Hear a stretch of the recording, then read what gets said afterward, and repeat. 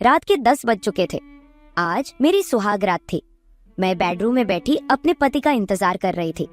कुछ देर के बाद मेरे कमरे का दरवाजा खुलता है और कोई मेरे कमरे में दाखिल हो जाता है।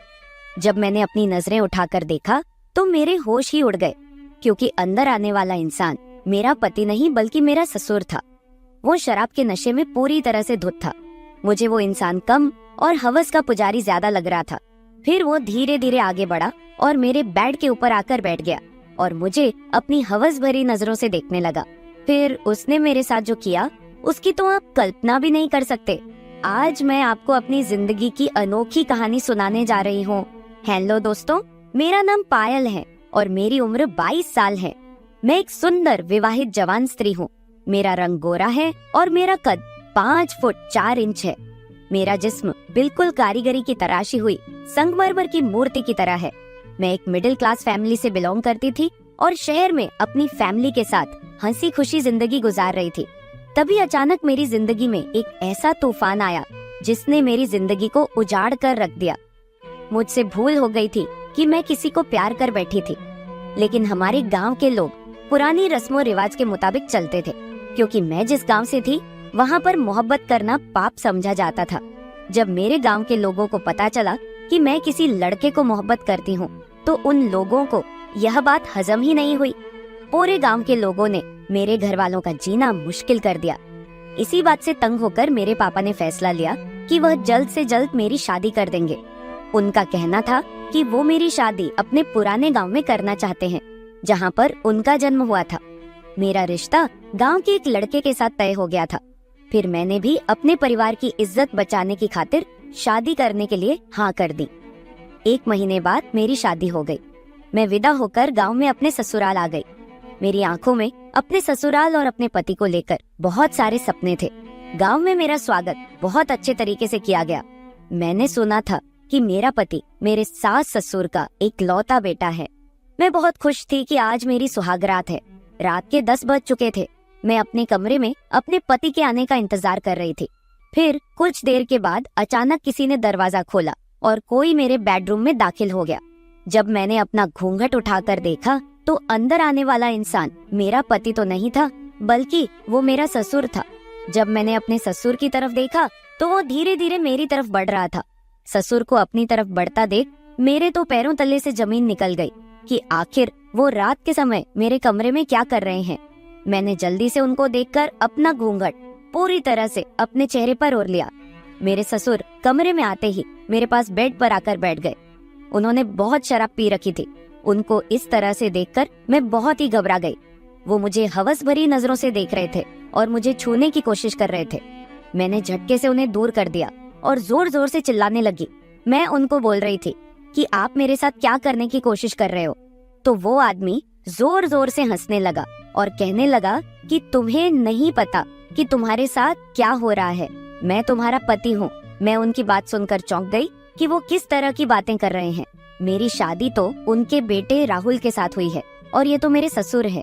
मेरे ससुर ने जब मुझे दोबारा से छुआ और मेरे करीब आए तो मैंने जोर जोर से चिल्लाने की कोशिश की, तो उन्होंने मेरे मुंह पर एक जोरदार थप्पड़ मारा और कहने लगे, मैंने कहा ना कि मैं तुम्हारा पति हूँ, तुम्हें मेरी बात समझ नहीं आई। फिर वह मुझे कहने लगा कि ये हमारे गांव की परंपरा है। मैं उनकी बात सुनकर सोच विचार में पड़ गई कि आखिर ये कौन सी परंपरा है। मुझे तो ऐसी किसी भी परंपरा के बारे में किसी ने कुछ भी नहीं बताया। वो कहने लगा कि जब लड़की शादी करके पहली बार हमारे गांव में आती है तो शादी की पहली रात से लेकर 40 दिन तक उसका ससुर उसके साथ सुहागरात मनाता है।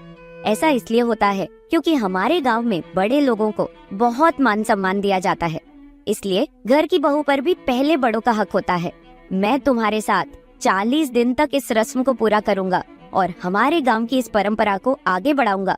मैं अपने ससुर की बात सुनकर बहुत ज्यादा डर गई कि आखिर यह कैसी परंपरा है और मेरा पति वो कैसा इंसान है जो अपनी पत्नी को 40 दिन के लिए अपने पिताजी के हवाले छोड़ने वाला है। मैंने अपने ससुर से कहा कि मैं ऐसी किसी भी परंपरा को नहीं मानती।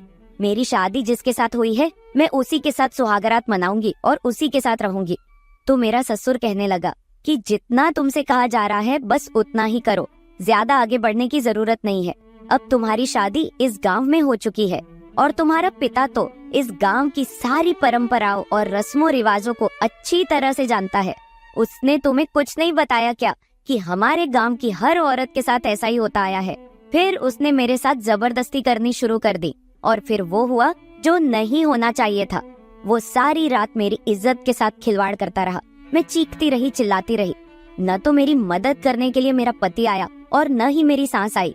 मेरे ऊपर किसी को भी दया नहीं आई। वहाँ पर मेरी बात सुनने वाला कोई भी नहीं था। मुझे तो मजबूरी में ही अपने ससुर को अपना पति मानना पड़ रहा था। मैं अपने पति से शादी करने के बावजूद भी 40 दिन तक अपने पति के लिए अनजान थी और वो भी मेरे लिए अनजान बनकर रह रहा था।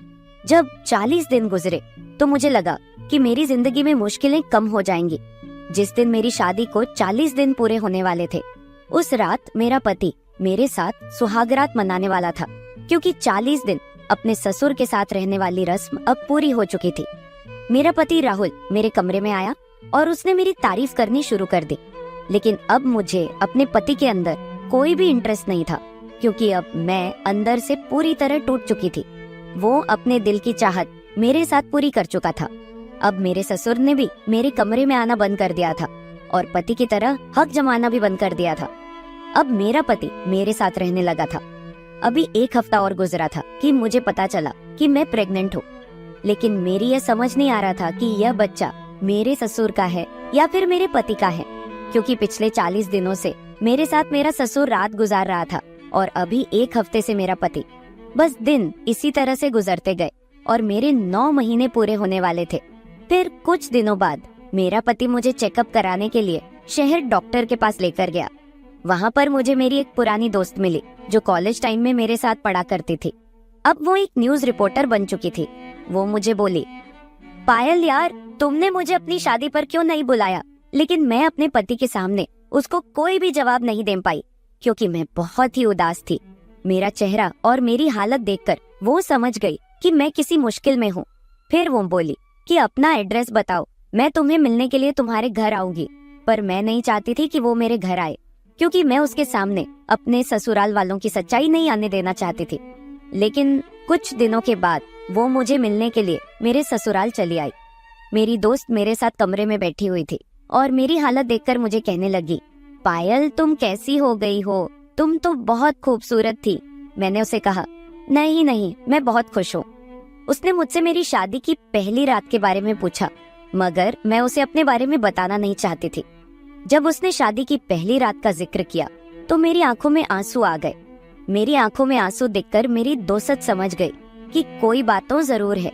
फिर मैं भी अपने आप पर कंट्रोल नहीं कर पाई और मैंने उसे सब कुछ बता दिया कि शादी के बाद मेरे साथ इस घर में क्या क्या हुआ है। मेरी पूरी कहानी सुनकर मेरी दोस्त के तो होश ही उड़ गए।